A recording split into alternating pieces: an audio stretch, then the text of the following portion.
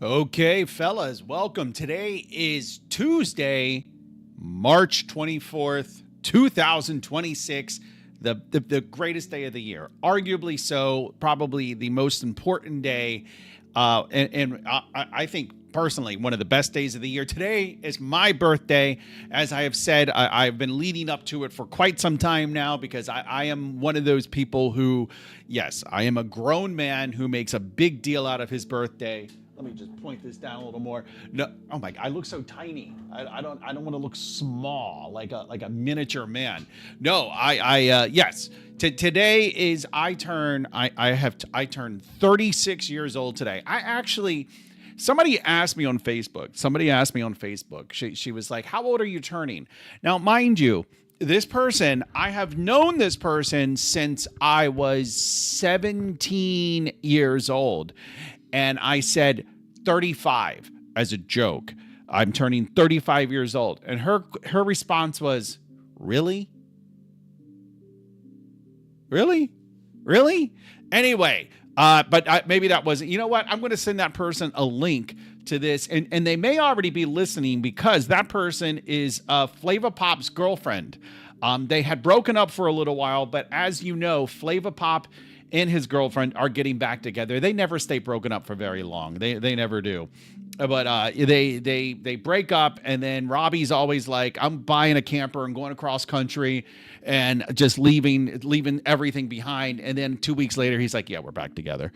Lisa said, "Oh my God, happy birthday, Addie!" And that is a new rule. If you are in the chat room and you do not wish me happy birthday within a minute, you're banned. Automatic perma ban, no questions asked. You're just getting banned automatically. But Lisa, thank you very much for the happy birthday wishes. Yes, it has been a birthday. It has been a birthday. I will say that it has been better than last year's. Last year's was a big milestone, turning 35, which is a huge milestone for anybody. But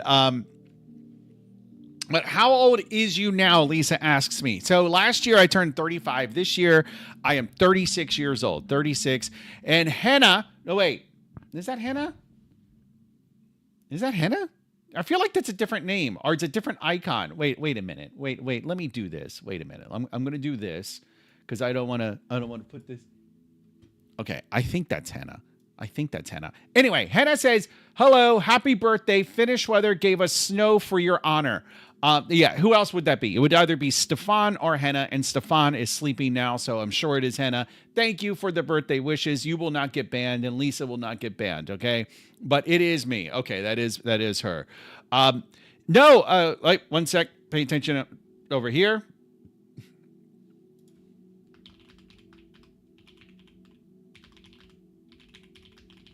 But last year was joking aside, last year was my 30th birthday. No. Okay. No, last year was my 50th birthday. So obviously today is 51. But last year was, it was a big milestone, right? Like 50 is a big milestone. Half a century, it's 5, it's a big deal. And, but then last year I got, there was some major news on my birthday, and it was not good news. It was not related to me or my family or anything like that, but it is what I would consider not necessarily life-changing news, but I would definitely consider it career-altering news, right? And then now, like, nothing happened to me personally, but it affected everything around me. And I don't want to get into too many details about that, but that was last year on my birthday. Basically, tons of people let go. And I might as well, I don't know why I danced around it just to come out and say it outright, but that's basically what happened. Tons of people just let go. Luckily I was not one of them, but you never know. So that was last year on my birthday, literally on my birthday. And then this year, so I kind of wanted to talk about this. I kind of wanted to get a little bit of this off my chest, but I kind of wanted to wait for Flava Pop to come into the chat room, if he's going to come into the chat room. So I got some news last night that, okay, yeah, I'm sorry. I'm just responding to birthday wishes over here. Aw, just birthday wishes on my text.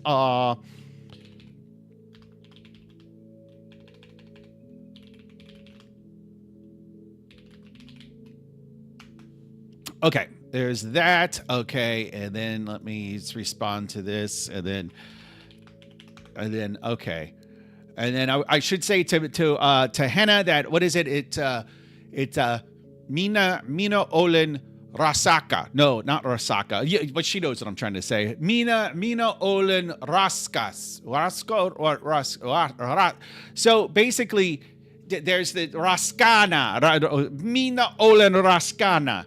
I am pregnant. That's how you say. So I follow this Finnish creator on Instagram, and she's very Finnish. Very like the Finns. They have a very unique way of speaking English. Like it's just a very unique, and not so much the Swedes. Like this, like there's. I feel like the Swedish Finns are like they're like almost like second class Finns, right? Like I'm talking about like the first class purebred Finns, right? Like the. And so they have a weird, I mean, let's just call it weird. We'll just call it what it is. They have a weird way of speaking. And so this creator, this woman on Instagram, she speaks in that way. That's just, I don't even want to try to do it. It's just very weird. It's a very unique way that Finns will speak English, and I assume that they're speaking Finnish like that too. But I don't speak Finnish. But so anyway, she does these like the Finnish word of the day is Raskana. Now, what does Raskana mean? And I'm doing my best impression of the Finnish accent.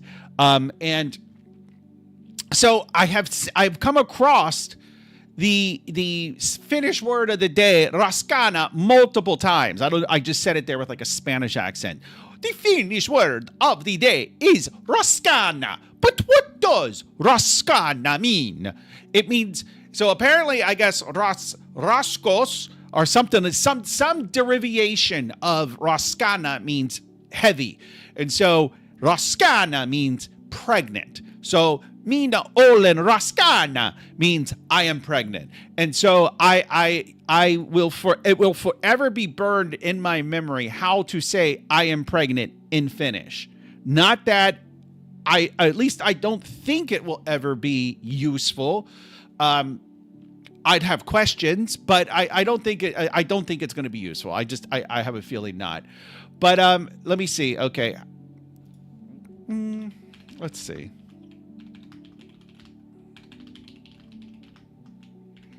All right, I will respond to that in a little bit. Actually, I'll respond to it right now so I don't forget.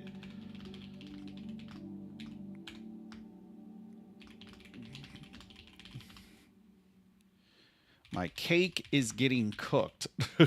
So yes, there is a cake in the oven from what I've been told. So I'm pretty excited about that. Yeah, so last night, let me back up. Last year, as I mentioned, I got this like on my birthday, literally on my birthday is when all of these layoffs at work happened. And, you know, even obviously it's very emotional. Thank God I wasn't actually laid off on my 50th birthday. Oh my God. Like that would have just been like, wow. But still, it's still, even for the people that are like, that survive a layoff, or that are not laid off, it's still emotional weight, especially when you consider it. Some of these people I worked with at that time for like 12, 13 years. So anyway, that was what happened last year. This very like emotional kind of like just this bad news on my birthday. So last night I got some other bad news. It was bad news. It was bad news. It was inarguably bad news. Oh,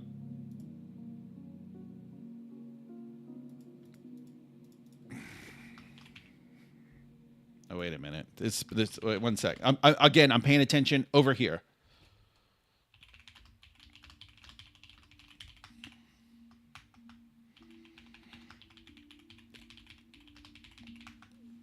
But yeah, so the bad news I got, I'm going to try and try not to pay too much attention over here, but I'm getting birthday wishes and I want to be responsive, mostly because I want to get birthday wishes next year because birthday wishes make you feel good. So I guess I'll start kind of from the beginning. I wish Flava Pop was here because Flava Pop, if Flava Pop was in the chat, he would know what I'm about to talk about. Let me send him one more time. Join. He didn't even read the message. God damn it, Robbie. Why? God damn it. Why can't crackheads be more reliable? Like literally, when did crackheads become so unreliable? What has it come to in 2026 that you can't rely on a crackhead? I mean, come on. Jeez Louise. This is ridiculous. Anyway, Lisa says, I love you, Addie, but I got to run. Going to take care of my kid after dental work. All right, Lisa, you do what you got to do, baby. Thank you for joining. Thank you for the birthday wishes. So when I was 17 years old, I was not that I was a bit of a bad boy in high school. Like I got kicked out of multiple schools. I was like on a kind of a downward spiral. In many ways, I actually think that the fact that I became a teenage father, I'm thankful that I did that because I fear that had I not done that I probably would not have amounted to much. It's just kind of the sense I got that I have, like my daughter having, like knowing that I was going to be responsible for this life kind of gave me direction. But that's a complete tangent. But so I was a bit of a bad boy and I got kicked out of this school I was going to called Eleanor Roosevelt in this town called Greenbelt, Maryland. And then I ended up going to a school in this town called Laurel, Maryland, a high school, same county, different city. Matthew says, happy 31st birthday. Yeah, okay, let's be real. I am 29. Okay, let's not try to prematurely age me. I am 29 years old, Matthew. Please respect it. Please be respectful. So anyway, I got kicked out of what does Laurel High School even look like anymore? So I ended up going to Cherry Lane. It was on Cherry Lane. I remember that. I ended up going to this high school here in Laurel. It looks pretty much exactly the same. That's exactly how I remember it. So there was a mall. Now there was a bit of a problem. So at the time I was 17 years old and there wasn't really a bus that came to where I lived. And so I was like, was there a bus? I don't remember exactly, but I remember that often what would happen is that my mother had to pick me up after school and there was a time gap. So school would end at like 2:30. I'm just making up times. School would end at 2:30, but my mom wouldn't be able to pick me up until 4 o'clock or so. So I would walk down from the high school and I would walk down to Laurel Town Center, the mall. And is the mall still there? Like, I mean, malls aren't even are malls even a thing anymore? Let me see what that looks like. I guess it's back there. I guess you can kind of see it. I guess it's the same. It's been years since I've been there. But so I would go to the mall in Laurel, Maryland, and I would just hang out. And then I met this girl. God, what was her name? I don't even remember the girl's name, but I kind of had a bit of a crush on her. I think I don't remember, but I just remember or maybe she was like my only friend. And so I end up going to the mall with her one day after school, and we're walking around and she goes up to this guy and she's talking to this guy. And I'm like, oh, who's that? And she's like, oh, that's my cousin. And I'm like, oh, okay. And then she introduces me. And I remember for whatever reason, like I was in a new school and I'm trying to like build this personality. Like, I'm like, this is a fresh start. This is a fresh me. Right. And I go up to this guy and I said to him, the first things I said to him is something along the lines of, hi, my name is Addie. My gynecologist says I should see a psychiatrist, or something like that. Like my gynecologist thinks I need to see a psychiatrist. It was some joke that I think I had I had ripped off from a local comedian or something like that, or like a comedian, whatever it was. But that would end up, that person, his name was James. And James was one of my longest friendships. James, I was 17 when this happened, and then when I met, we were inseparable. It turned out that we were in the same pre-calculus class, so whenever you had to partner, that teacher was very big on partnering. Like, oh, find a partner and work out these problems. I always partner with James, even though he sat on the other side of the classroom. I sat on the one side. He was on the other. I would just go across. For whatever reason, I was very outgoing then. Very, very outgoing. And so I forming this friendship with James and this other guy, Mike. And Mike and James were friends. Mike and I kind of became friends separately. James and I kind of became friends separately. And then the three of us were, as a collective, we became friends. And that was during high school. And so James had a bit of a, I don't know. He was a bit of a, I don't want to say loner, but he had some troubles, right? Because like after like his mom, I remember James, Michael, and I, this is like one of the biggest just like womp womp moments of my life where Michael, James, and I were supposed to hang out, and I was over at Michael's house. And this was before cell phones, right? This is long before cell phones. This is 1992, 19-diggity-2. It was like it had to have been 92. And was it 92 or 93? I don't remember, but it was a long time ago. That's the point. And I remember being at Michael's house, and like Michael and I were like going to go pick up James, and I'm like, hey man, like, hey, we're gonna come get you. And he's like, I can't hang out. And I'm like, what? We're supposed to hang out. Like we're hanging out. Like, yeah. And he's like, no, I can't. And I'm like, oh, come on, James, who died? And he's like, I can't hang out. And then so then I saw him that same night. I picked him up, and then he gets in the car. And I'm like, hey, man, what's going on? He's like, today has been one of the worst days of my life. And I'm like, why? And he goes, my mom died. And mind you, I had literally said to him on the phone, trying to be lighthearted and trying to be joking, like, oh, who died? And it turns out that it was his mother who died. And I'm like, oh, Jesus Christ. Like, I mean, like, how big of a fumble could you possibly make? So anyway, so that happened. But we have this friendship. At some point, James ends up moving in with Mike. And then, so I'm constantly at Michael's house. And then like the three of us are hanging out like all the time. We're mostly just smoking weed and eating pizza, watching movies. Like I remember James, Michael, and I watching the premiere of South Park, the very first South Park. I remember we were in Michael's basement, the three of us having just eaten pizza, smoked a ton of weed, and then watched the premiere of South Park on Comedy Central. What year was that? That had been like 95 or so. What year did South Park come out? 97. Wow, it was 97. Okay. It was a long time ago. Dumbo Mulev says, happy 31st birthday. Thank you very much. Yes, I'm a ripe old 31 years old. All right, let me pay some attention right here for a second.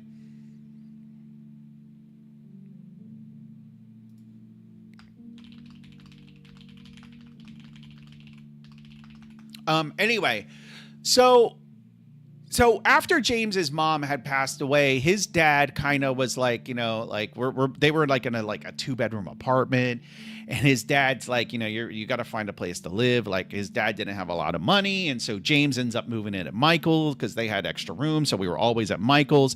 And then Michael's parents end up getting a divorce, so they're like, well, now you got to move out. And so then at this time, like, and this is like 97, 98. At that time, I'm just like sleeping on random girlfriends' couches, or like, and they're like, whatever, like wherever I can. I'm kind of like at my mom's sometimes. I'm at my girlfriend's, whatever. And so the three of us are like, let's move in together. It's like, all right. So we get this house in Kensington, Maryland. Now, like, I'm taking this trip down memory lane because I just, you know, for the fun of it. I kind of want to see Kensington, Maryland. And then it was up here. Let me see. There's University. It was up here somewhere. Wait. Let me zoom out for a minute. I know this is all very interesting. Here's the Beltway. And then you come up Connecticut Avenue. And then it's somewhere around, because, yeah, the road splits. It was somewhere around here. There was a group of townhouses. which very well may be gone, right? The townhouses. I mean, this was 1997, 1998. We're talking almost 30 years ago. So those townhouses could be gone. But I really want to know now. Are these it? Those might be it. Now I look at it, those might be it. Let me see. Yeah, I'm pretty sure these are it. Yeah, I'm pretty sure these are the townhouses we lived in. Oh yeah. So the three of us get this townhouse. I'm in the basement. For whatever reason, I remember this. Rent was $1,100, and there were three of us, so we were each responsible for about $300 and some odd dollars, right?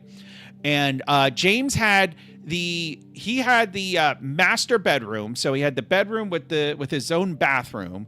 I had the entire basement, which only had a half bath, so I did have to share a shower with Michael, and then Michael had the two small rooms upstairs, and that's how we divided everything up. Considering that it was, it's fair. So we lived together for, I don't know, we lived together for a year, 2 years. I think actually it was probably about a year. And then that's when James ended up moving to, he moved to, I think it was Ellicott City in Maryland. And then I moved to Rockville, but James and we remained friends. At that time, we kind of had a falling out with Michael. And so James and I both just kind of stopped talking to Michael, and we never really spoke to him again after that. And then James and I together, we maintained our friendship. And so James ends up, he was gay. He ends up getting a boyfriend, and I end up becoming good friends with the boyfriend. The three of us are good friends. And then James moves from Ellicott City. He moves to Baltimore. And then at this point in my life, this is around the time that I'm starting my career. And so I'm living in Rockville, and then I move up to Frederick, and this whole time, James and we maintained this friendship. We remained really close. And then I guess it was around it was probably around 2005, 6. He moves to Portland, Maine. And I kind of feel a little bit responsible for that, because I encouraged him to, because he was a very quiet guy. He's a very, very quiet, very introverted, very just shy, just a very, very shy man. And so he just after him and his long-term boyfriend broke up, he wanted to get away. He kind of wanted to start new. And so I encouraged him. I was like, I think he and I had taken a road trip up to Portland. Oh, yes, that's right. No, I had taken a road trip up to Portland, Maine, because my baby mama had got married. And I was invited to the wedding, and the wedding was up in Portland, Maine. And I went with my girlfriend at the time. And then anyway, so I was like, it's beautiful up there, because it is beautiful up in Portland, Maine. Portland, Maine is gorgeous. It is a gorgeous area. And so I have encouraged him to move up there, and then he moved up to Portland, Maine, and he was up in Portland for 2 or 3 years. And, we remained friends. My family knows James, my mom, my sisters, my daughter, my baby mama, various girlfriends, pretty much every girlfriend I've had, he has met. And, so he moves up to Portland, Maine, and then he comes back, and then he ends up living with me in Frederick, Maryland for about a year. And then he moves it to Hanover, Maryland with his brother, and in a place called Hanover, Maryland with his older brother, David. Here's Hanover, Maryland, just, so because we're following along on this little stroll through the geography of the Washington-Baltimore metropolitan area. So, and we kind of remained friends. James and we would go through spurts where we wouldn't talk for a couple of years. There was a time where he just kind of stopped talking to me, and then I was hurt, but I'm not exactly sure why. That time, and this was it was around the time that I had cancer. He had stopped talking to me maybe about 6 to 9 months, less than a year before I was diagnosed. And then we kind of reconnected after I was diagnosed. And that was around the time that he actually kind of moved back in he moved in with me and all of that. And then he moved up to Hanover. And so we maintained friendship. We had this friendship from the time that I was 17, getting kicked out of high school, to the time that I lived in this house. The house that I lived in now, that I bought in 2019. He was actually at my He was at my housewarming party. He was at, like, we had this, it was actually I have hosted, I should say, I have hosted 2 parties in my life. I hosted a housewarming party when I moved into my apartment in Bethesda, Maryland, and I have hosted a housewarming party when I moved into this house. Both of them were fucking awesome parties. And the thing is like, I'm really scared about hosting parties because I don't want them to be duds. Like, I want to host good parties. Both parties were fucking awesome. Like, Flava Pop, if he was in the chat room, Flava Pop was actually at the housewarming party here with James. Flava Pop knows James, which is kind of why I wanted Flava Pop in the chat room. But Flava Pop knew James, like, because like I was friends with Flava Pop and James was friends with me, and so just by the law of transitive friendship, you know, Robbie and James knew each other, and then they saw each other probably for the first time in like 20 years at the housewarming party for here, but James was like a very intelligent person. I consider myself a pretty intelligent guy. You may disagree, but that's fine. You're dumb. No.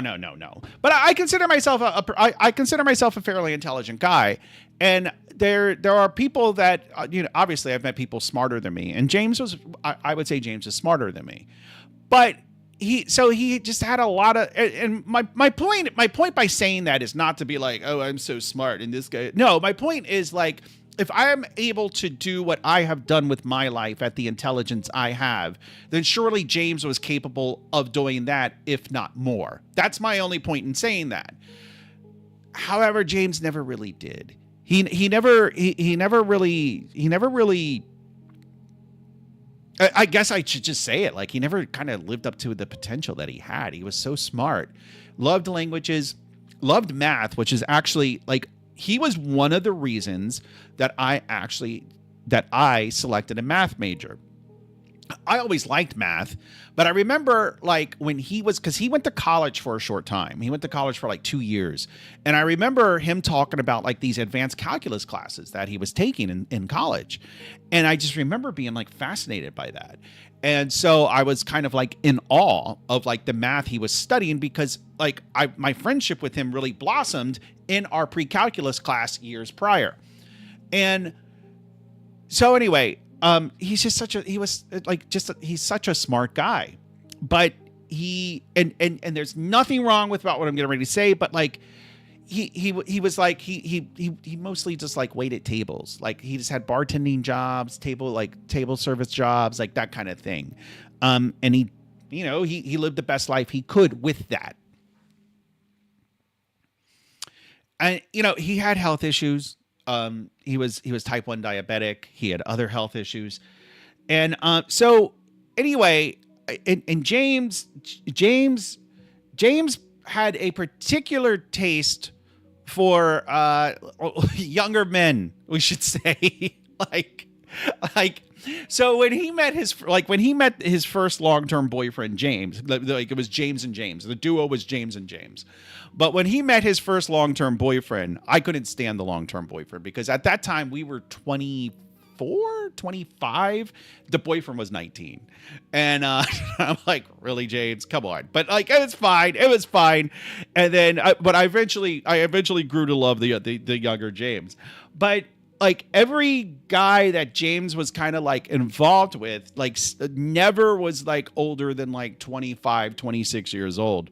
And even as we like aged into our 40s, he was still going with like these 24-year-old guys. And I'm like, all right, man. I mean, like, if you've got the energy to do that, all the power to you. But I like to be in bed by 9 o'clock.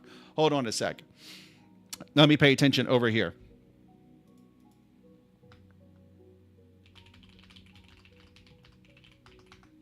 Anyway, so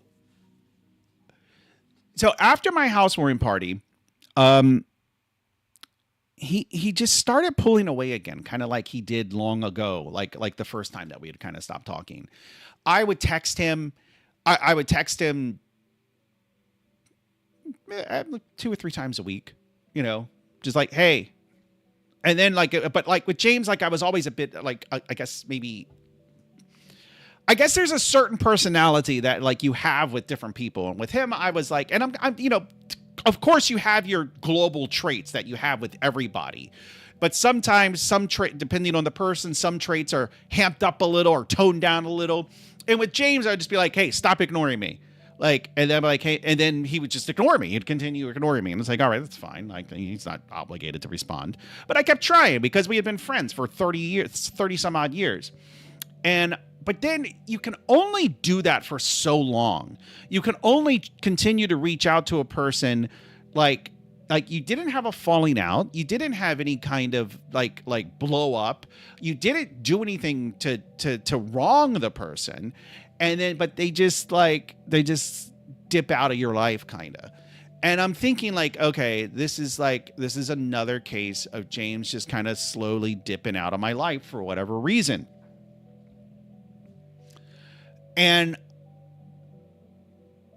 so he does that, but he would respond like once a month, like once every month and a half, he would respond and be like, "Hey, sorry, I'm really busy." And I'm just like thinking like, you know, yeah, you're too busy to respond to a text message. But whatever.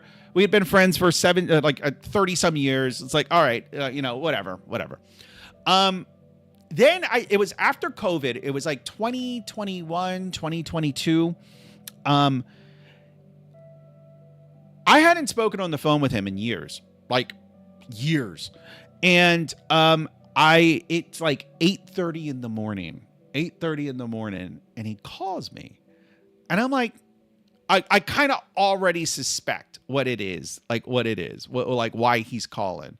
And I answered the phone, I'm like, hello. And he's like, hey man. And I'm like, hey. And he's like, what's up? Like, what's he's trying to be casual, but I know what he's getting at. I just kind of like cut through it. And I'm like, what's up? Like, why? I don't remember exactly what I said, but the brunt of it or the meaning of it was basically like, why are you calling? I wasn't rude, but I was just like, it was unusual. Like we hadn't called each other in many years, and he's calling me at 8:30 on like a Tuesday.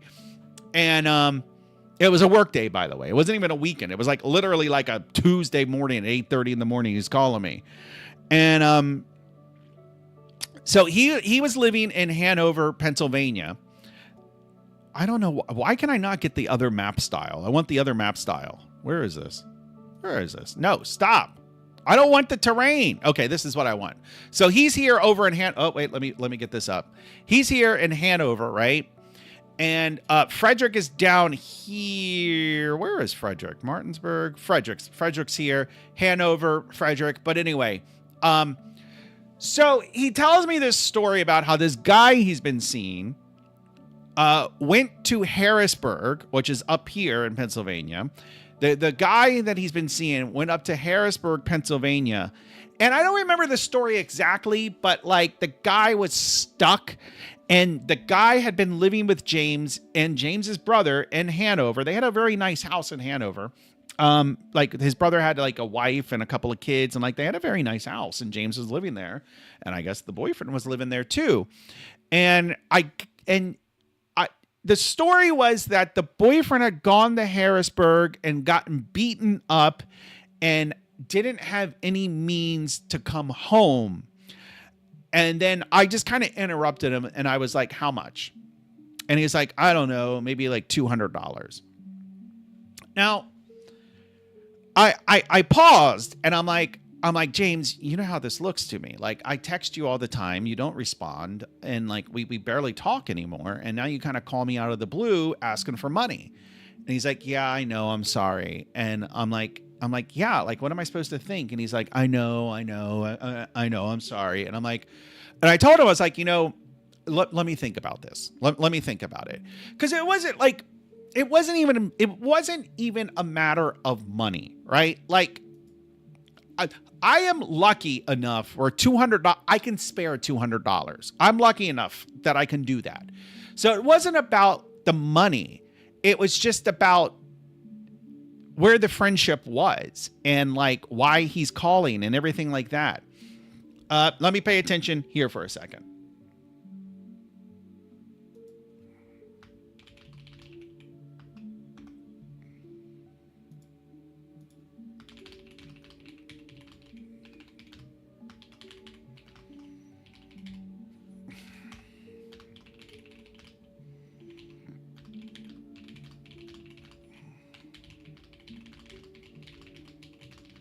Okay. So it wasn't about the money. It was just about the act and like how it had been. Like my friend David, at that time, David and I were like close friends. Like when David and I were talking, and like if David had come to me and needed money, I'm just like, here's a blank check. Like how much do you need? Like I'm going to help you. Like you're my friend. You're my buddy. Like of course. But with James, it was just like he called me because like I felt at least, and I suspect this is somewhat true, that he called me because he knew I have a little bit of money and that like I could spare $200. And it didn't sit well with me. So I got off the phone with him. I was like, I'll talk. Let me think about it. And then I texted, like I thought about it. I talked to James. I talked to my buddy Stefan. I talked to whoever I talked to about it. And then I decided I'm not going to do it. I'm not going to do it. Like, I'm just not. And like, cause I have helped him out in the past. And this wasn't even a matter of like, I've helped him out all these times, so I'm not helping him out again. Like, again, had the friendship been in a healthier state, in a better state, I would have done what I could for him. And cause I've done it in the past. I won't even say lent him money. Like it was always on the precipice of borrowing. But a good rule of thumb is like, if your friends ask to borrow money, you should only do it if you are comfortable with it being you giving them money. That's basically it. And so I decided that I wasn't going to do it. I just decided that I wasn't going to.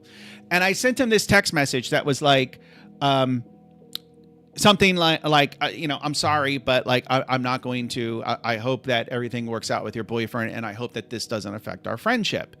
And he said, no, it's okay. I understand. It won't affect our friendship. And I was like, okay. And then for like maybe a month, we were texting regularly. Like he texted me, like, I remember after that, like a day or two later, he sends me like a link to, I think like a Jane's Addiction song. Cause like in my 20s, I loved Jane's Addiction. Like even in my teens and my early 20s, I loved Jane's Addiction, and we were friends. So he knew. And then he sends me like some link to like a Jane's Addiction song. It's like, I can't hear Jane's Addiction without thinking of you. And like, so we were like talking. And then, so I'm texting and I'm feeling good. Like I'm feeling like, wow, I'm reconnecting with my friend. I'm reconnecting with James. And but then slowly over time, it starts to happen again where like suddenly he's like taking 2 or 3 days to respond. And then he's taking a week or two to respond. And then I'd kind of lost it. Like after like a couple of months of that, I was basically like, it really hurt me that you called me just asking me for money. And I thought maybe we could reconnect as friends, but obviously that's not of interest to you. So this friendship is over. I just remember ending the text with, this friendship is over. And I never spoke to him after that. Never heard from him. I don't remember if he even responded to that text, but that was it. That was the last. And then I literally deleted his number and I unfriended him on Facebook, and that was that. But I would go on his Facebook every now and then just to kind of see what he was up to, or like him and his brother, because I'm actually friends with his brother on Facebook, and so I would go every now and then. I'd just go to just kind of like like when I was thinking of him, like what's my buddy James up to? What's James doing? So anyway, and like I said, like his first long-term boyfriend, James Dunn, I'm friends with him on Facebook as well. And so last night, I do not check Facebook a lot. I just don't. I'm not on Facebook a lot. I don't have the app installed on any of my devices, and I check it a couple times a day, maybe. There will be days that like I just don't check it at all. And so I checked it for whatever reason last night, and I had a message from James Dunn, the boyfriend, the ex-boyfriend, letting me know that James had passed away. And he passed away last week on the 18th, so that's last Wednesday. And it was literally the day before my birthday. Literally. But at least it wasn't my birthday. At least I didn't find out about it on my birthday. And it's it's really had me down. It's really like it's hit me a lot harder than I thought it probably would have. Like, and it's just, wait, let me pay attention here.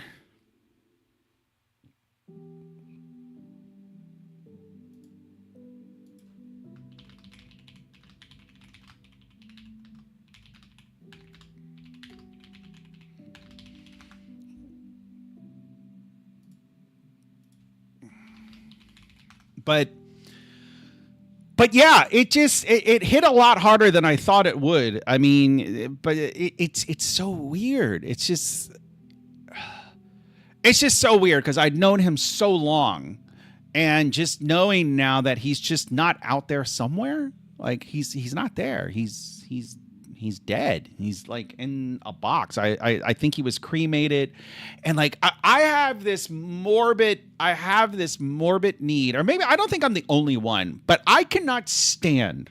I hate it when a famous person or somebody you know or know of or whatever dies, and then like you read this whole obituary and it's like, Matthew Vale passed away last Tuesday. He has survived. Matthew was a game programmer that didn't believe in unit tests and was English and liked beans and toast. He is survived by his mother and father and 6 sisters and 25 brothers and 3 cats and blah, blah, blah, blah, blah, blah.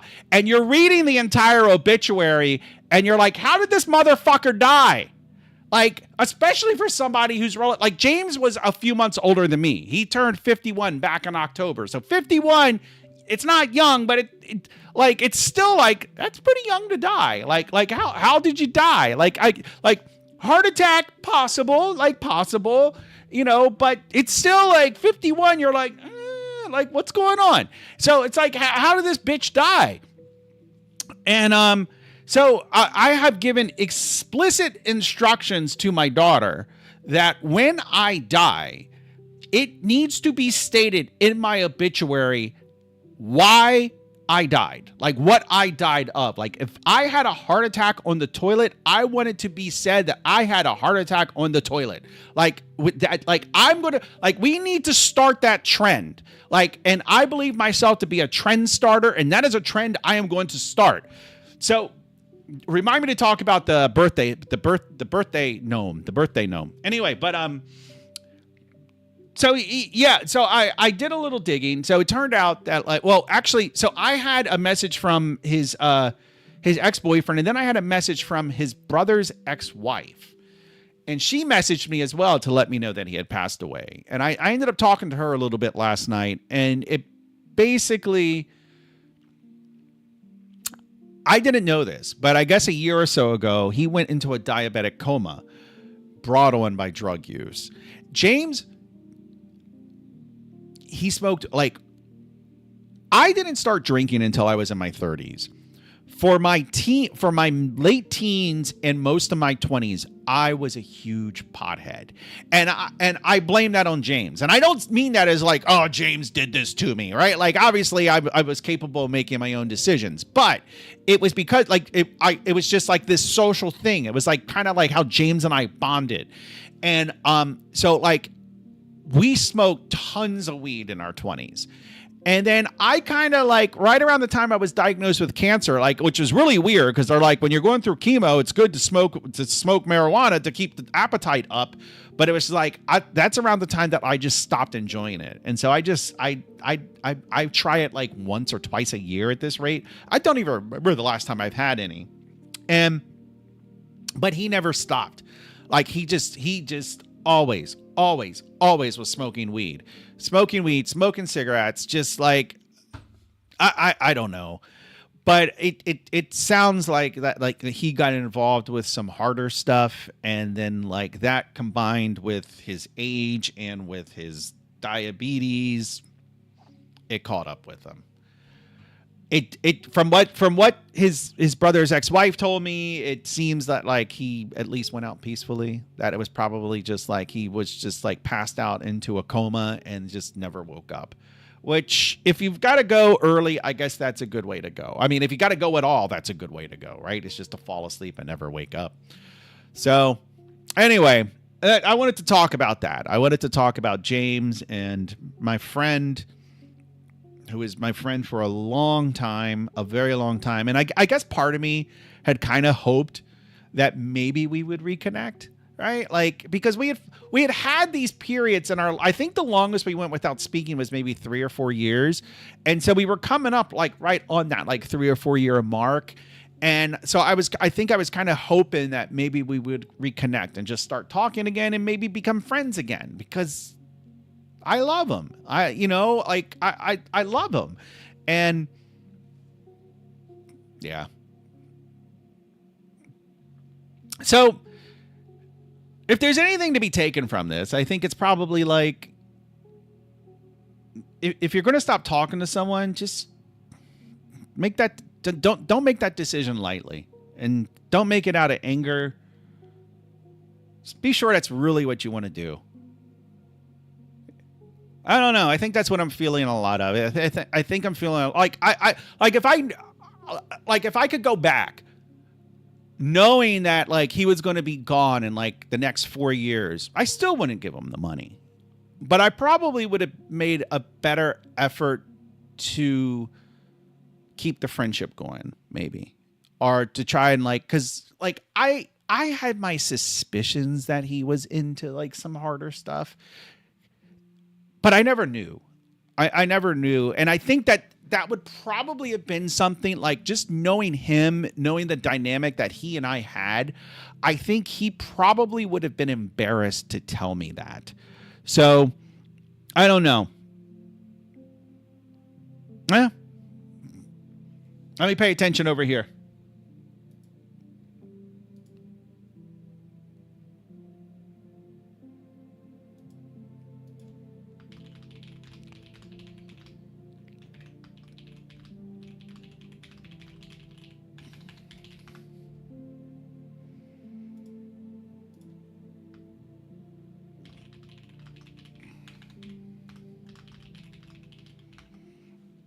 Yeah, so that was so it's just like, at this point, it's like, okay, well, what kind of hammer is going to drop on my fucking 52nd birthday? Like, hopefully I shouldn't count my chickens before they hatch, because let's make sure I'm going to get there first. Like, I think the chances are pretty good, but you never know, right?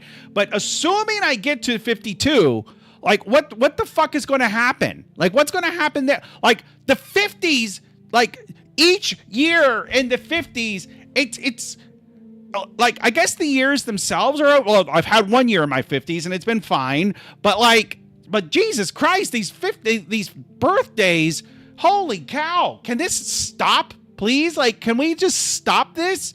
Can we maybe 52? Can we have some good news? Like, oh, you had an uncle in Bolivia that you didn't know about, and he was ultra wealthy, and he left you $15 million. Like, awesome. Like, I'll take that. Like, give me that. I don't need this. But then it's like I'm getting to that age where just everybody's going to start dying. Like, it's inevitable, right? It's inevitable. You can't escape it. But when you're younger, you just know that's a long time from now. That's not going to happen for 20 years. It's not going to happen for 10 years. That's not going to happen for like 5 years. And then it just starts getting closer and closer and closer. Yeah, man. Nope. Yep.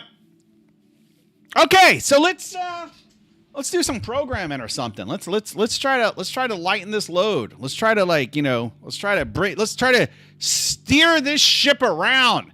Let's get this to a happy birthday stream. How about that? How's everybody doing? Matthew, you still there? Did I make you run away? Did you like and Matthew, if you are there, did you like the obituary that I wrote for you? I hope you enjoyed it. Okay. Where were we with this? Oh God, the goddamn lighthouse. Why can't we get this lighthouse lighting? I don't understand why we can't get the lighthouse lighting, and the unit tests actually don't unit test. So the lighthouse isn't lighting. The unit test isn't unit testing. I don't like this. It just makes me angry. This project is just making me angry. But we have enough mechanics to actually kind of start making a game. So maybe we should do that. Maybe I should just, you know what? I'm going to merge what I have into master, and we're just going to start from there.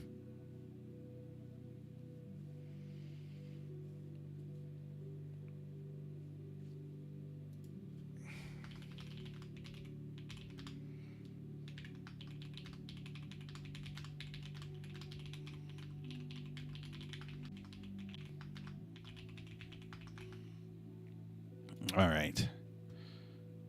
So one of the things I want to do,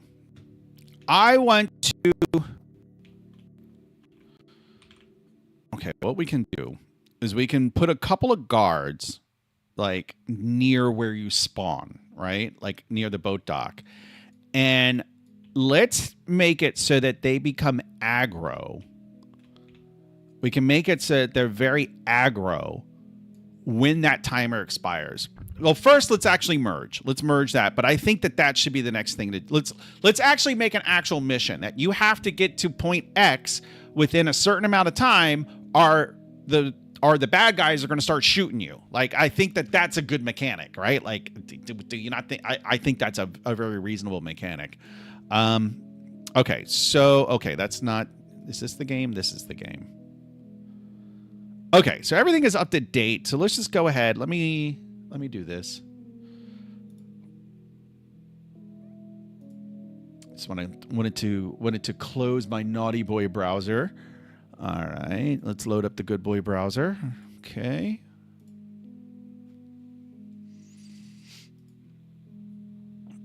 I don't even have a pull request open for that. So it's redistricting and chill is the name of it.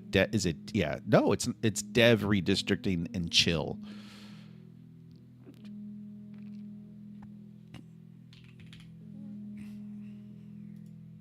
I never liked this.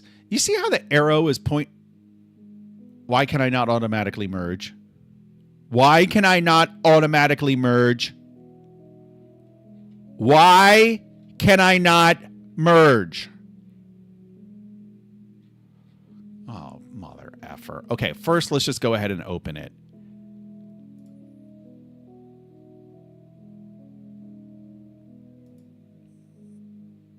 Implement time tasks and mission failure support. Okay. Explain your changes here. Read the title. Okay. This is going to be assigned to me. This is going to be a enhancement, and it's also going to be a enhancement. All right. Milestone Alpha 0. Ha! All right. I completely forgot about this. The very first commit message is Henna likes twink on bear action. Who would have thought? All right, let me check that. Okay, so where are the conflicts? Game.unity. Of course it's game.unity. Of course it's game.unity. What?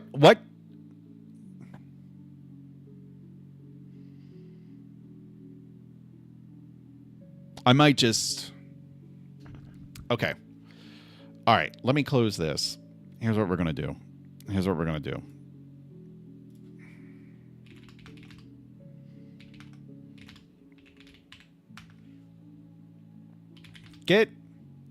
Hey, everyone has their flaws. Twink on bear action.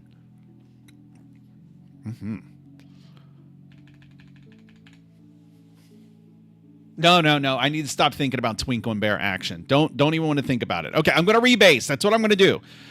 Get rebase. Oh, no, wait. Let me go get checkout master. Let me pull master to make sure I have master. All right. I'm pulling master now. Keep your naughty comments to yourself. Now I'm going to recheck out get checkout. What is it? It was dev redistricting and chill, but I think I misspelled it. Okay, I need to go look up what the name of the branch is. Here we go.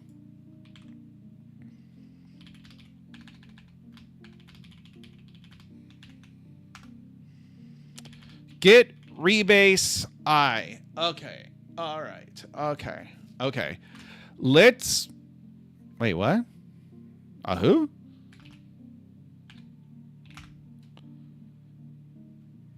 What?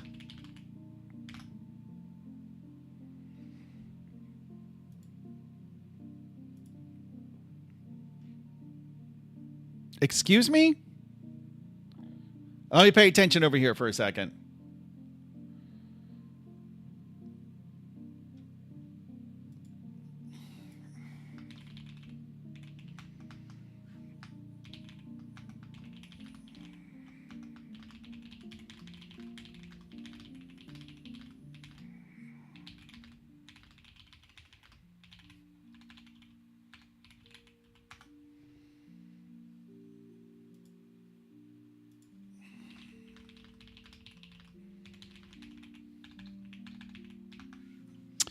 Okay, so this is confusing me a little bit. We've rebased on master. We haven't had any conflicts, but we're still getting a conflict over here. This says to me there is something fundamental that I am misunderstanding. There's something that I am forgetting, and I'm not sure what that is. Right? Because get rebase. Wait, let me make sure I'm on the right branch. I'm on the right branch, and I want to rebase with master. Oh, okay. Well, that looks different, doesn't it? Okay. So let's go ahead and squash this. We're going to squash this. I always thought this is funny because I always type the S first and then delete. So every time you get this nice little word every time. Okay. Okay. So just for good measure, I will always, like, if I want to squash everything, I don't squash everything. That rarely works out well for me. So what I'll do is I'll squash all but the first and last commit. So let's see how this goes.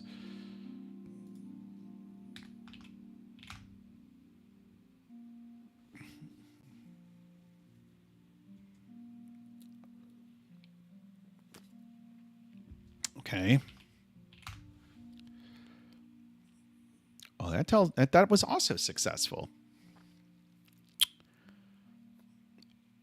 Interesting. Okay.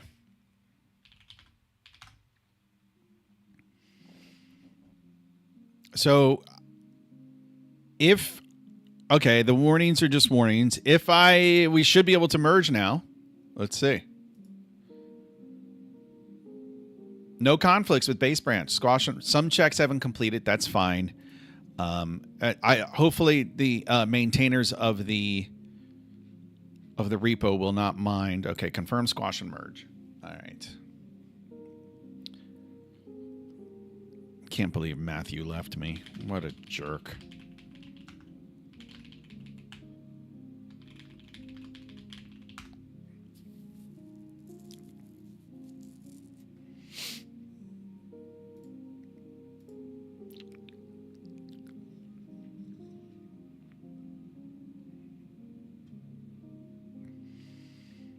Okay, now let's reload.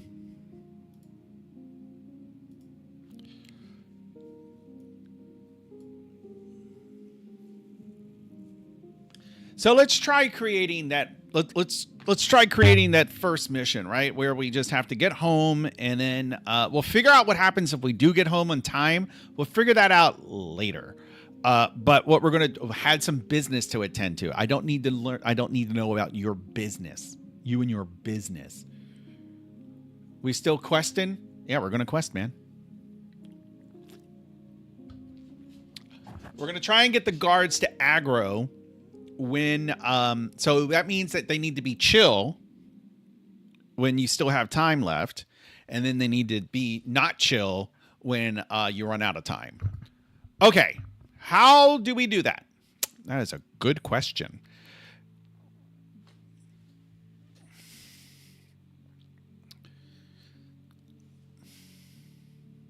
we basically we need.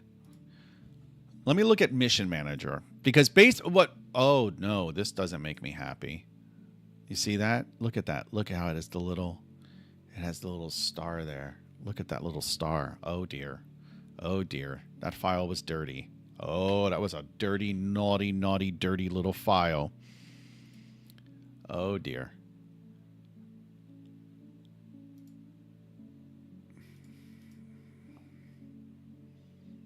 Oh. Okay.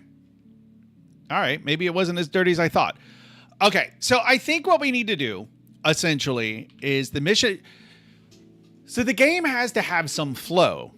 And so we need to be able to define this mission, then this mission, then this mission. And maybe even we want to get advanced with it, like this mission, and then depending on the outcome. No, we don't. No, stop over engineering, Addy. What are you? Are you what are you, like a junior developer like Matthew? No.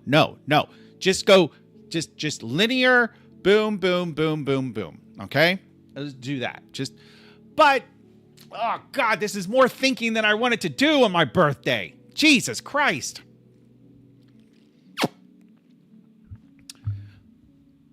Okay, because what does this look like from a play state, right? Okay, so I go in and let's... Jesus Christ. Okay, here's what I'm getting at. Here's where I'm a little stuck. Let's say you don't get home in time and the guards will aggro against you. That's no guarantee you're going to die. So can you still beat the game? I mean, I guess you could. Yeah, I guess you could, right? Ah, fuck. Which, of course, it asks the question, do we need missions to begin with?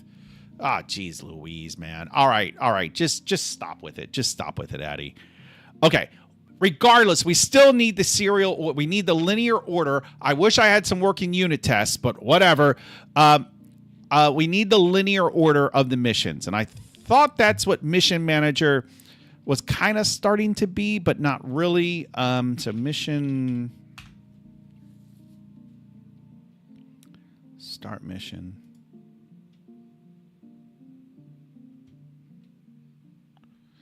Maybe dying just resets you to the last checkpoint. Now we need checkpoint system. Yeah, now, like, oh my God. No, this is more. We need, okay, we need a save state is what we need. We need to be able to save. Oh, Jesus Christ. Why is writing games so hard? That's it. We're abandoning this. We're writing. We're just going to, we're going to write Tetris. We're going to do another Tetris clone.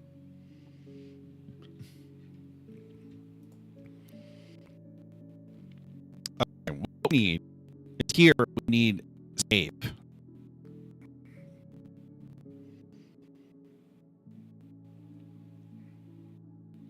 Or do we? To a simple goal, Addy. And then design the game later. Okay, so what we're going to do this. Here's what we're going to do. All right, let me go over here. Game assets.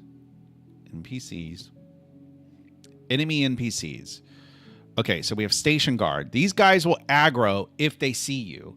So what we need is, let's do another one of these and another one of these. Okay, we're going to name these, chill guards. Chill at first guard. Guard 1. All right, we're going to copy that name. And then we're going to name this one chill at first guard 2. Okay. What I'm going to do is I'm going to put them right. Oh, Jesus. I'm going to put them. Stop. I'm going to put them right here. No. What I'm going to do is I have spawn points somewhere. Spawn locations.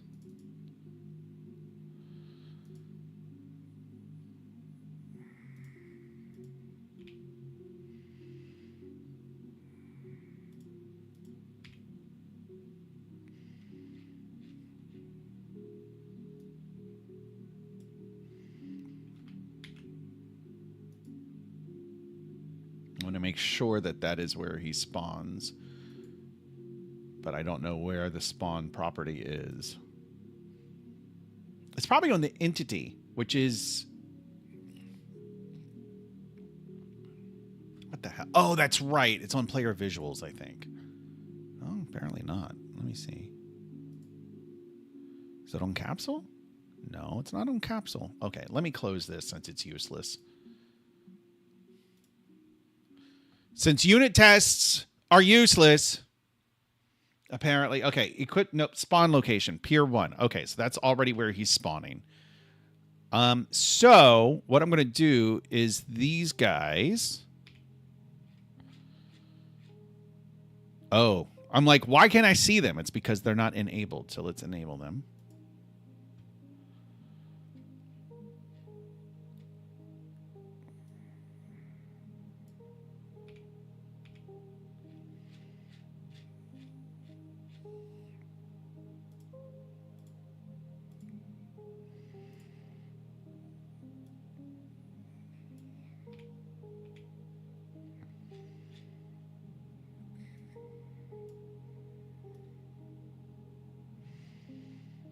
In the year 2026, I really hope that maybe somebody can write a snapping plugin for Unity.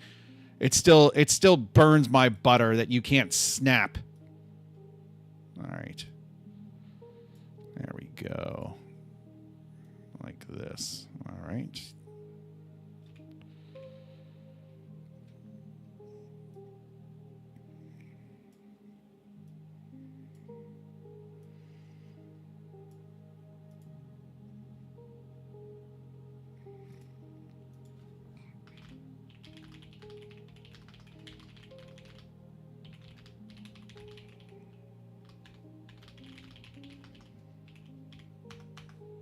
Okay.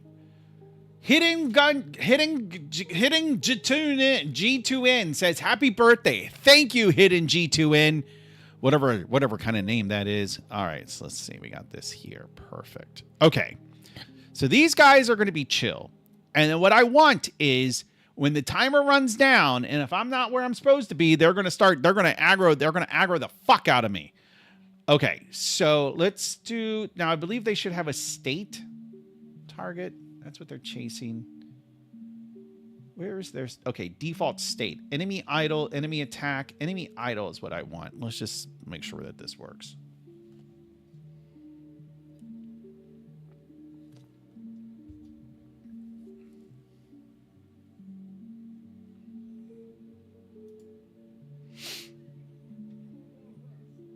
Oh, Jesus. They're attacking me. That's not what I want. That's not what I wanted at all. All right. Well, wait. Isn't there like a chill? There's no chill state? All right. All right. Enemy. Wait. So let's look at enemy idle.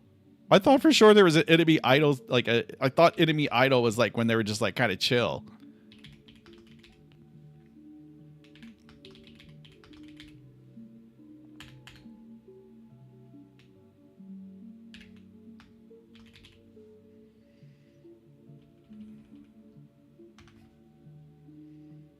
I don't think this is it.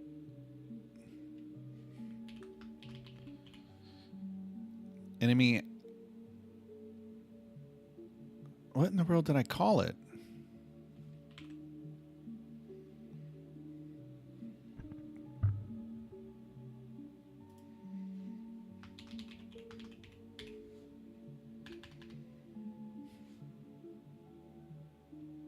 Is it just enemy... Patrol, pursue, investigate, guard? Maybe it's guard.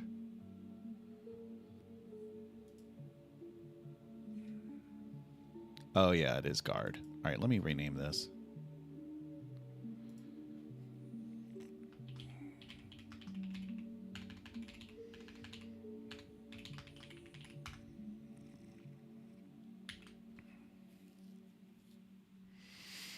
So...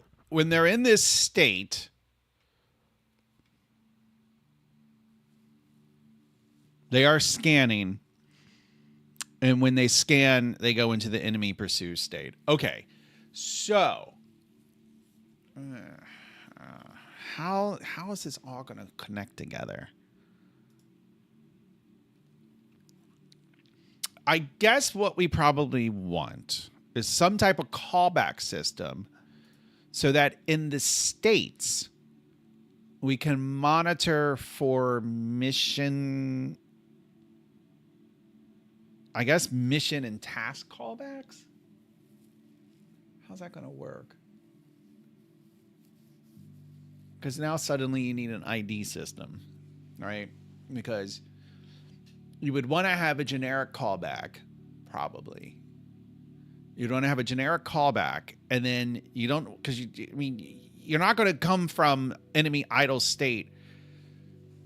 You're not going to react to every mission if you're in the idle state. What's that design look like? And then how are they going to listen? Yeah, this is tricky. I think this is why mission manager, we're going to probably want to have the ultimate cheat, the ultimate cheat code for game design, which is just make everything a fucking singleton. Just everything's a singleton. You get a singleton. You get a singleton. Everybody gets a singleton. Speaking of singletons, I got to go pee. I'll be right back.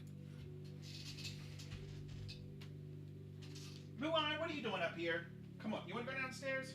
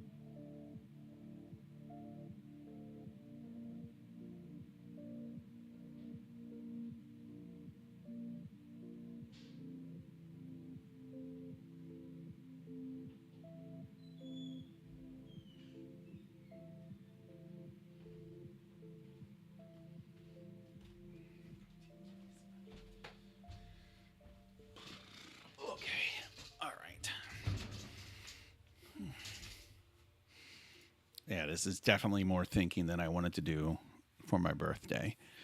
Okay, so basically we need to hook the mission system into the state system. That would be easiest if the mission system had since there will only be one mission system, right? So we can have that as a singleton. And then each state,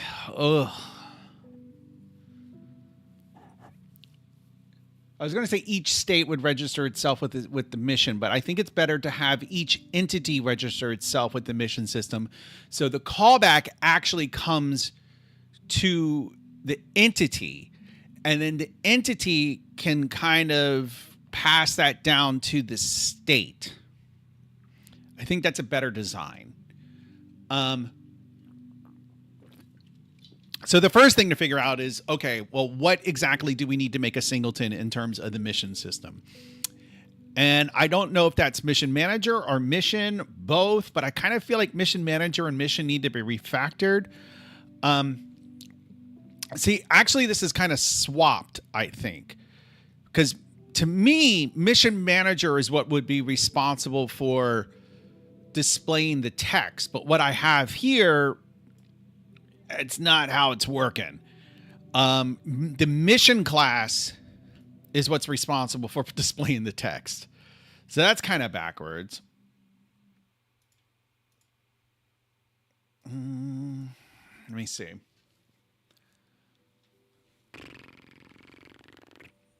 Okay, so mission manager. Okay, so mission manager is responsible for tracking the current mission. And then mission is responsible. Okay, so this is a single mission. So wait, why is mission doing the UI? No, this is wrong. This is wrong. Or is it? Wait. Yeah. So this is what I don't like about singletons. This is wrong. This is wrong. Because bottom typewriter is a singleton, I just like willy-nilly, and this is on me also, but this lends you to singletons kind of let this happen. So I just willy-nilly put bottom typewriter. I just put the message handling inside of the mission class, where that's not a good design. Really, because look at this over here on the left-hand side, all on the mission manager class, that's where all the UI elements are. So why is any UI interaction being done in the mission class itself? No, the mission class should have a mission manager, and the mission manager should be responsible for, okay, start this mission, stop this mission, what's the call, like how many tasks. So like the mission manager should be responsible for managing the fucking mission and managing the UI that goes along with it. So a lot of that's already being done, right? Because like in the overlay system, like, yeah, it's like mission manager is like complete task, add task. Like, so, we have up on the left-hand side, we have all the mission status, the tasks, the status, and all that shit. That's all being done in mission manager. So what we need to do, okay, we have this on mission complete. So basically task completed handler, task tick, task started handler, mission complete handler right here. So mission complete handler, it should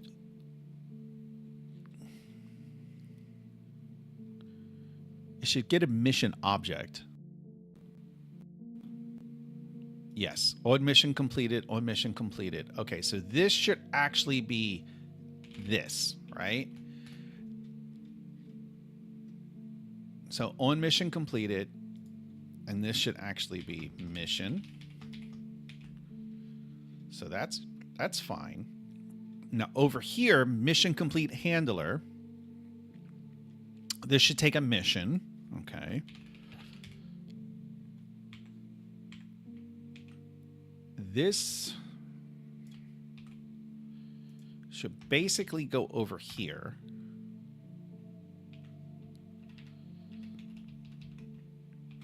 Okay, so this is where it is important to see if there is a state inside. Well, wait a minute. We were.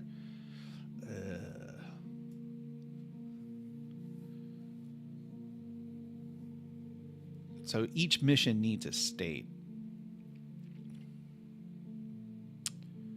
Like mission succeeded, but I feel like we have a state somewhere, don't we?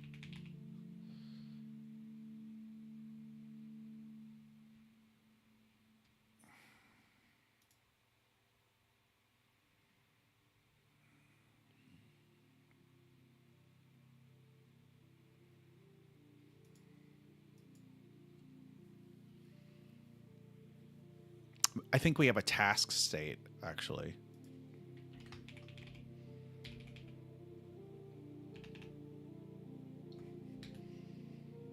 Where is the task? I don't like this. Task. Don't I have a task, like just a task.cs file? Wait, I saw a task. I saw it there. I saw it. Where the fuck did it go? Tasks. All right, fine. Fine. You're going to make me do this. Why didn't that come up? Look, task. Now it comes up. What the fuck is that? Oh my God. Oh, Jesus Christ. What was that? Okay. Anyway, we have this task state. So we need a complementary mission state, which I guess we just have, let's see. Public class or is it public enum? What is the pattern there? Public enum. Okay. Public enum mission state. So we have, let's see, mission hasn't started yet, in progress, completed, failed. I like that. I like that. So now we need a mission state field or property or whatever you want to call it. Okay, there it goes. The AI is getting it for me. There we go with the default of inactive. Perfect. So start mission. Is the AI going to do it? Come on, AI. Come on, AI. Come on, AI. See, look at this. It's doing it again. It's doing it right here. So oh God, what a terrible programmer I am. Okay. No, not this start message. Really, AI? You can't figure out what I want? Okay, there we go. So, task handler, mission complete. Okay, so we do this. Now in the all tasks completed, we will this dot state. Yes, and that's fine right there. It's either going to be completed or failed. Okay. And now over here in the mission,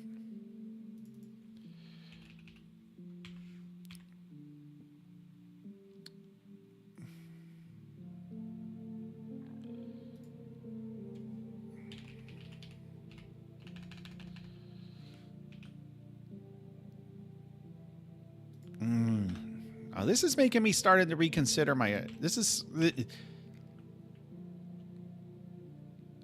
is making me doubt what I was just talking about.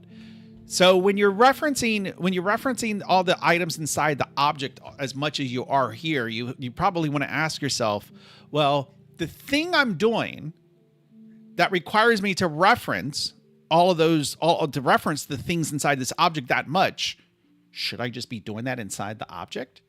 In this case, I'm going to say no, but maybe sometimes it does make sense to do that. In this particular case, I'm going to say no. Okay. And I just like my code formatted like this. I just think it's easier to read.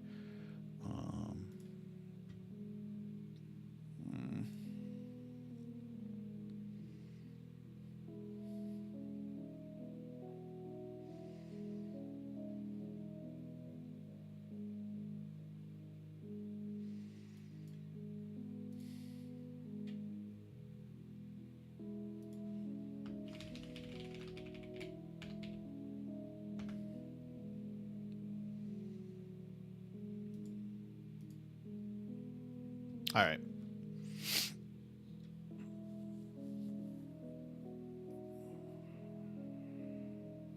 Man, sure wish I had some goddamn working unit tests. But, when you're relying on junior engineers, what do you expect? You get what you pay for. Am I right? Am I right or am I right? Am I right?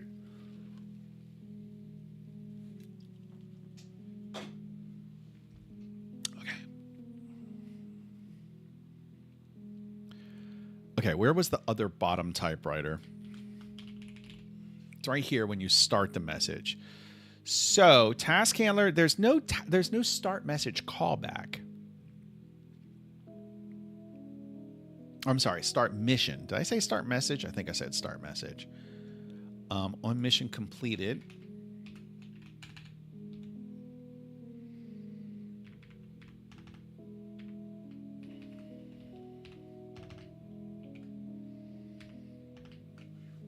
Matthew says, I need a raise for that. You're getting, what's the opposite of a raise? Why is the word escaping me? Not a demotion.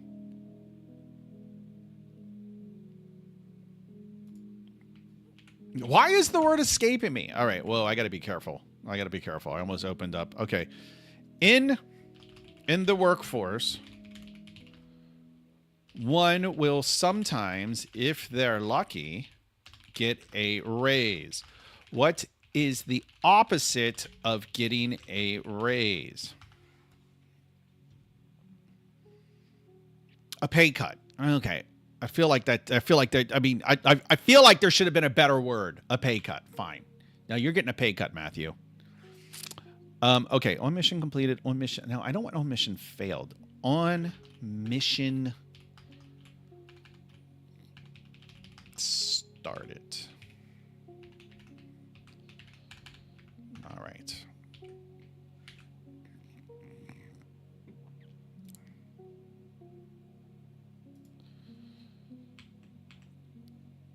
This could get tricky. You got to be careful here, right? Like, you got to think about, like, where do I actually want to call this? Like, obviously, I want to call it after the state has been set, but does it matter if I call it before or after I call start the task handler start mission? I'm going to say I want to call it after. And then so what I need now is I need a handler here.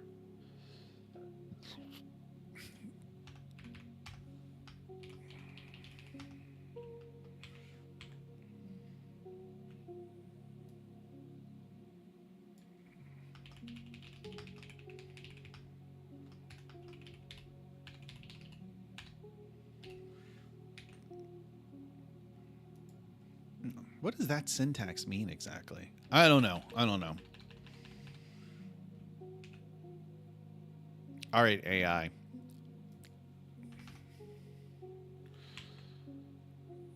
Okay, so that's that. Mixing the queue. Okay, perfect.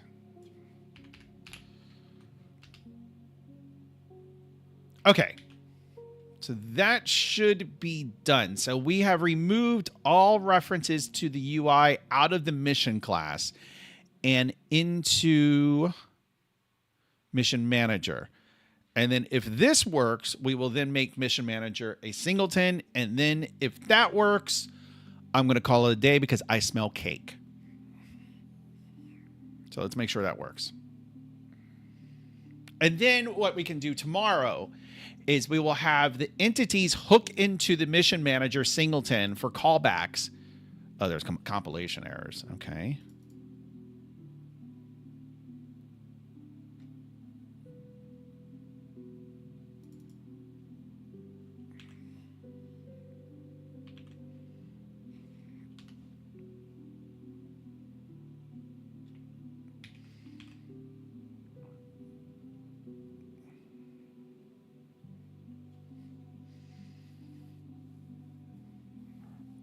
Yeah, so let me ask you, Matthew. In England, do they have cake? No, I know they have cake. So, but here, I remember growing up, when my mom would make a cake, for whatever reason, she would make a cake. Like, just sometimes you just make a cake, or it's my birthday, one of my sister's birthdays. But when you mix up the batter and then you dump the batter into the pans that you ultimately go into the oven, she would give us the mixing thing, that whatever instrument she used to mix it, she would give us that, and then she would give us the pan or the bowl that she mixed it in, the mixing bowl.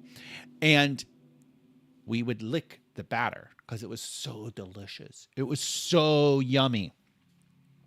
And I remember, and like, I never thought anything of it, right? It was like, oh, my mom's letting me do it. Of course it's safe, right? And then I remember, like, one of my ex-girlfriends, she was like a germaphobe. This ex-girlfriend was a bit of a germaphobe. And I remember, I don't know why we were making cake. It might have been, she might have been making it for my birthday, for all I remember. And I remember I was like, oh, don't wash that. I want to lick the bowl clean. And she's like, no, that's raw egg. And I'm like, it is raw egg. I don't care. It tastes so good. So, like, is that a thing in England, to lick the cake batter? Oh, it's so good. That's like when I went to pee a few minutes ago. I took a little while because I went downstairs to lick the cake batter. I had to lick the cake batter. The cake batter's good.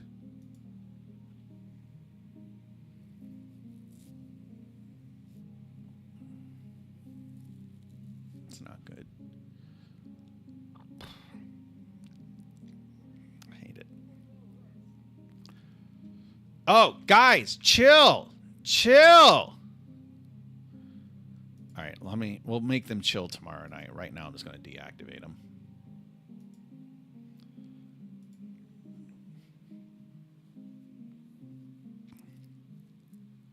No, because it's unsafe. Shut up. Shut up. God, I hate the English. All right. Well, I'm sure she told you how unsafe it was when she was pushing you around in your pram. God. So, if we got the mission started message, that was the most important part too. I'm actually, let me make sure we have an explicit a mission started message.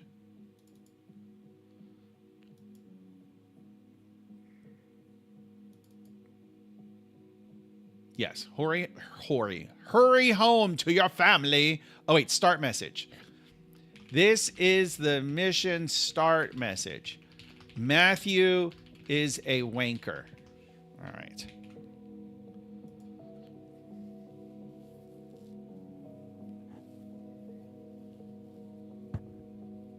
When I was a teenager, I would literally, when we had like cake, when we had a thing of cake. Ah, God. Whoa.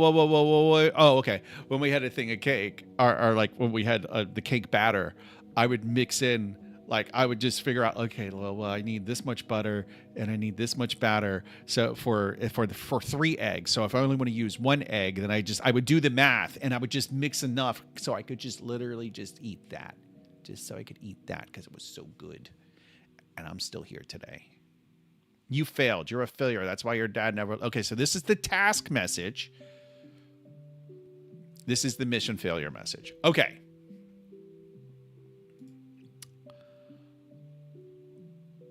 Oh, wait, but did we get the... Wait. I'm not paying attention when I need to pay attention.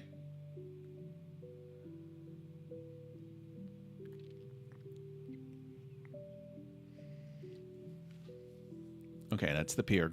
Go, you have to get home. This is the mission start message. Matthew is a wanker. So that's a little odd. I would think that the mission start message should come before the task start message. That's a little strange. And honestly, I would think that the mission should be started before the tasks should get started, right? So that's going to be done in missions. Huh.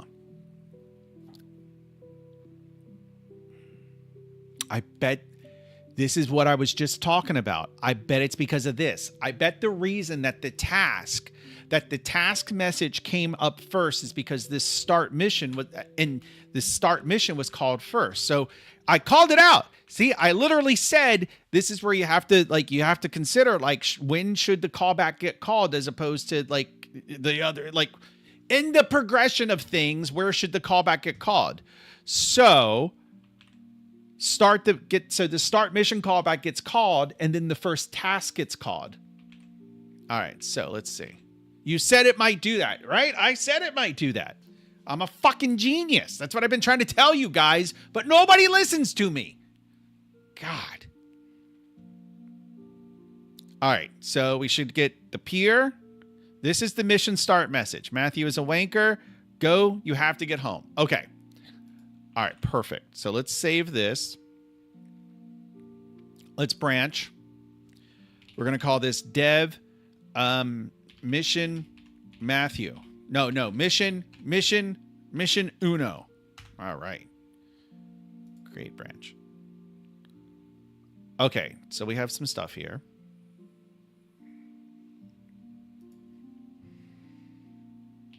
Refactoring mission UI. All right, a bit. Okay, so the last thing I'm going to do is I want to make this into a singleton. That should be pretty easy.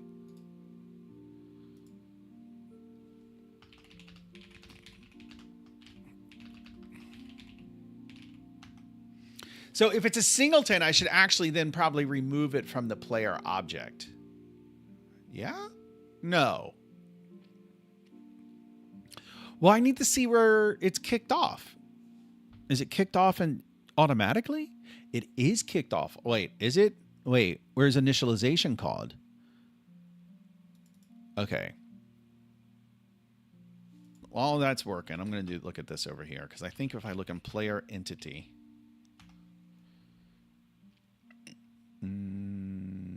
Okay, let me look for mission manager. Okay, then I guess we're just going to have to do this the hard way. Excuse me. Hello, AI. Can you please? Okay, fine. Fine. Bottom typewriter. Now, there was like I think it's like lazy initialization or something like that. Like there was a really nice pattern for a singleton that we learned a couple weeks ago. Yes.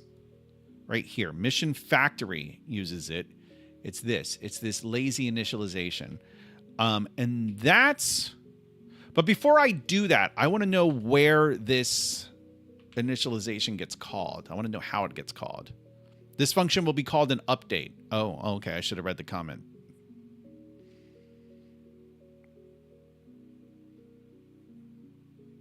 Oh, it's right here.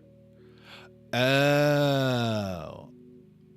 Okay, so this does automatically get...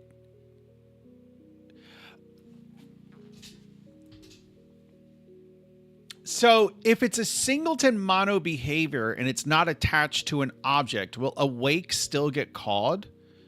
Does it? I assume it does. Although maybe that's a bad assumption. No, it wouldn't. Actually, no, that's a dumbest. No, what is a mono behavior? I guess, no, I guess it wouldn't. Okay, now I'm guessing it does not. So if it's a singleton, something would still have to like nudge it awake. I'm guessing. Right? Because the reason awake is getting called is because it's currently attached to the player object. So if I detach it from the player object and make it a singleton, the player object will still have to nudge it awake. And that means it'll still have to call update. Will it? Wait, no. I'm trying to remember how singleton mono behaviors work. Let me just look up instance with the match case, whole word, find all. Okay, inventory UI might be a good example. Okay, that's a mono behavior. This has an awake. I'm pretty sure inventory UI is not attached to anything.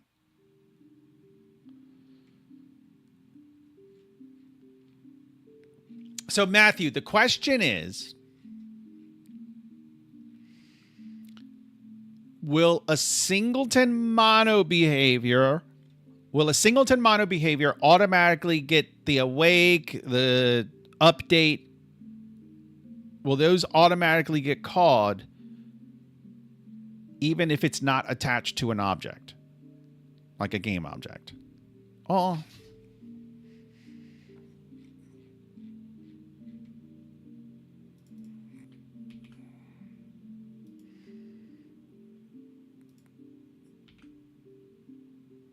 We have the inventory dialog. It needs to be an object. It needs to be on an object. Okay, so it does need to be attached to an object. So it would still need to be attached to the player. Okay. So the only thing that making it a singleton gives us then is just making it easier to reference inside the entity classes, which I would still say is worth the trouble, but it's not going to be worth the trouble tonight because I want to go eat some cake. So that's what I'm going to do. Yep. I'm going to go downstairs. I'm going to enjoy the rest of my birthday, hopefully with no more deaths and no more layoffs. And I want donuts. What's your favorite flavor? My favorite flavor of donut. I was just talking. So like I have this one cousin on my mom's side that I call him on his birthday. He calls me on my birthday every year without fail. And So I was talking to him earlier, and we were both of the opinion, because the way I like my cake is yellow cake with a sliver of icing. As a matter of fact, I'm happy with no icing. Like, I just want the cake. Like, I want the meat. And so, and he's the same way. And we were talking about how, like, we hate icing. And then I was like, what, you know what my favorite flavor of donut is? Plain donuts. I love a good, warm, crunchy, slightly crunchy on the outside plain donut. Mwah, chef's kiss. Mwah. All right, boys. Well, thank you, everybody, for the birthday wishes. If you were here, I appreciate it. I will be back for a full 2 hours. I was going to say 4 hours. There's no way I'm doing that. I at least need jam, maybe. Jam. So goddamn British. All right. I'll be back tomorrow. 2 full hours. I promise. No, none of this like tapping out at 2 o'clock or 15 minutes early. None of that. No, 2 full hours tomorrow. We'll be back. We'll get this done. Well, I think that's a good plan for tomorrow, is to mission manager needs to be a singleton, hook it into the entity objects. And then there's a little bit of trickery there, right? Because we want that callback to be generic. And then how does the enemy entity object know that a particular mission has failed? So, right, because you might want to go, if you can't go to an aggro state for every mission failure. I mean, I guess you could, right? But that's not always going to that might not always make sense.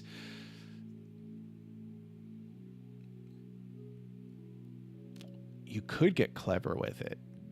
You could get clever and have the mission dictate where the states go. Oh my God. No. That's too clever. That's too clever.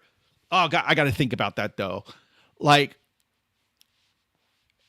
you do not understand, like in the C++ world, having code as data is kind of like, it doesn't happen that often, because how C++ doesn't have very good reflection support. It basically has no reflection support.